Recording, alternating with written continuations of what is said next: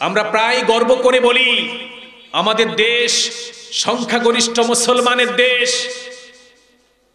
অথচ দুঃখের সাথে বলতে হয় ন্যায় বিচারের জন্য সাম্য, মানবিক মর্যাদা এবং ন্যায় বিচারের জন্য আজও আমাদের সংখ্যাগরিষ্ঠ মুসলমানদেরকেও সংগ্রাম করতে হচ্ছে। কথা বলেন ঠিক কিনা? আজকে ন্যায় বিচার থেকে বঞ্চিত হয়ে বিচার বিভাগের উপর ক্ষুব্ধ হয়ে আসামি তার কাঠগড়া থেকে পায়ের জুতা খুলে বিচারককে নিক্ষিপ্ত করছে। কথা বলেন ঠিক কিনা? কারণ আমি আগেই বলে নিয়েছি, পৃথিবীতে ঘটে যাওয়া প্রতিটি ঘটনা গ্রাম বাংলার সচেতন মানুষও আজ মোবাইলের বাটনে ক্লিক করে জানতে পারছে। প্রিয় বন্ধুগণ, এমন এক সময় আমরা কথা বলছি যেই সময় মানুষের মৌলিক অধিকারের জন্য মানুষ হন্যে হয়ে এখানে সেখানে ধর্ণা দিচ্ছে। আমেরিকার কাছে কেউ ধর্ণা দিচ্ছে, কেউ পার্শ্ববর্তী দেশ ভারতের পা চাটতেছে,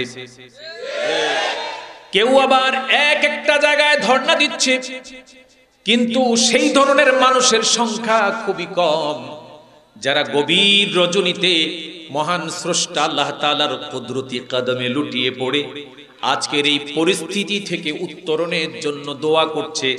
এমন মানুষের সংখ্যা সংখ্যাগরিষ্ঠ মুসলমানের দেশেও ধীরে ধীরে কমে যাচ্ছে। আজকের পরিস্থিতি খুবই নাজুক, চারিদিকে অশান্তির আগুন জ্বলছে।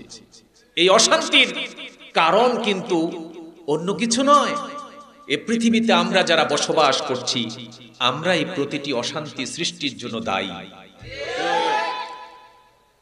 স্যার আইজ্যাক নিউটনের একটি সূত্র আছে, আপনারা জানেন, থার্ড ল অফ মোশন।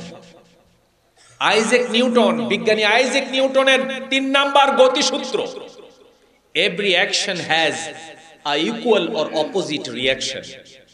প্রতিটি কাজেরই সমান বা বিপরীত প্রতিক্রিয়া আছে না নাই? আপনি যত জোরে দেয়ালের মধ্যে একটি বল নিক্ষেপ করবেন, ঠিক তত স্পিডেই আপনার দিকে সে বলটি আবার ফিরে আসবে। কথা বলেন ঠিক কিনা?